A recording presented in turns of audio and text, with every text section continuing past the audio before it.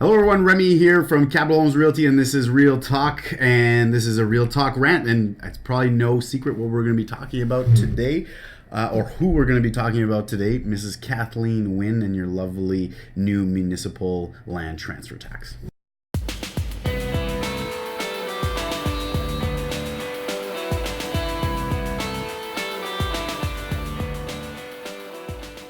All right, well, Facebook has blown up with don'ttaxmydream.ca, which is the petition. I urge you, go sign up on the petition. I don't know if it's too late. The Ontario Real Estate Association is trying to put this through at the last minute. From everything that we can read, it looks like it will be going through that. The lovely Kathleen Wynne, and I use the word lovely very loosely, has been pushing this through. So yes, right now there is a provincial land transfer tax when you're purchasing a home.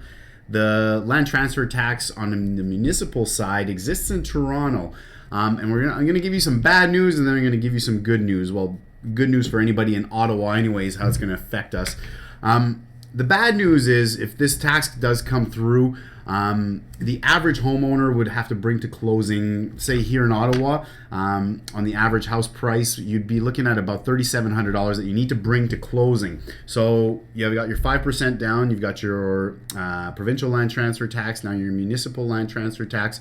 You have your home inspection costs, sometimes you have an appraisal cost, and then you have your lawyer fees, approximately $1,500 to $1,700 as well. You need to bring all that cash to closing. So adding another, $3,000, $4,000, $5,000 to closing costs can really push the dream of owning a home out of reach for a lot of people, especially first-time home buyers.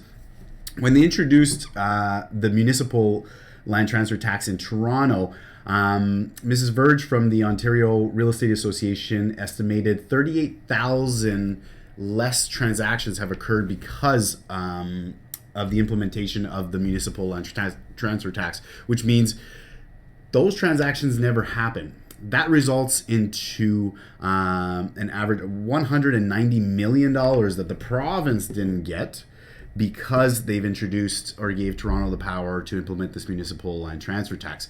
When we're trying to balance our budget, and we know what Ontario looks like, our deficit is growing out of control, and the spending just seems to keep on coming. And we're not going to get into everything with the teachers union and Hydro One, all the trouble that Mrs. Wynne is getting herself into. But this is a simple impact where it can just have a huge devastating effect that can actually reduce the amount that the province gets, because the municipalities might get a little bit more income, but if less transaction happens, it actually trickles down that the province doesn't get as much money from the provincial land transfer tax. So please think about it. I know you're maybe looking at giving the city a little bit more income, but if the cities have been running properly without it before, then what the hell's the point? Ottawa, the good news is, if you're living in Ottawa, let's get to the good news,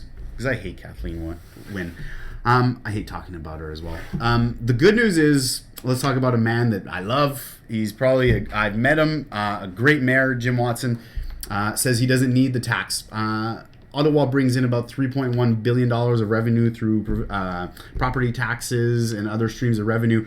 And it's projected to run about a $58 million deficit this year. That's 1.7% from our revenue. So I'm sure that Mr. Watson and his very capable accountants at the city can look at a way to balance the budget without bringing out this municipal land transfer tax, which would bring in about $45 million to the city, which would almost balance out the deficit. But here's what happens. It's if the same amount of transactions happen. If the transactions decrease because you have 1,000 people this year that say, oh, I was going to, but I got to come up with another $5,000. Well, now I need to save up for another year just to pay that extra tax. If the transactions drop, you're just not going to be making as much money. So there's so many things, so many dominoes that can fall in a negative fashion. So if you're even considering buying your first home or your next home or a luxury home, you don't even want to know the numbers when you get to the higher end. If you're purchasing an $800,000 house, you need to bring in $25,000 on closing just in taxes, just in land transfer taxes. So, you know, it's gonna be a problem for a lot of people, and hopefully it doesn't go through and our mayor does stand on his word. I know he's gonna be getting pressure from other groups to implement this tax to relieve stress on the deficit, so he can fund and hire more police officers, etc. Although he's putting that burden very much on the police department themselves, or a certain percentage of it. So hopefully he doesn't get pressured too much and stays to his word. That's the good news for the people in Ottawa. So you can read a lot about it. Please go to don'ttaxmydream.ca, sign the petition, and let's try to actually get this lady out of office. That would be awesome. If you agree with me, if you like what we're talking about, please like, comment, share, so everyone can kind of get the real information that should be provided to everybody. So most importantly though, until next time, take care.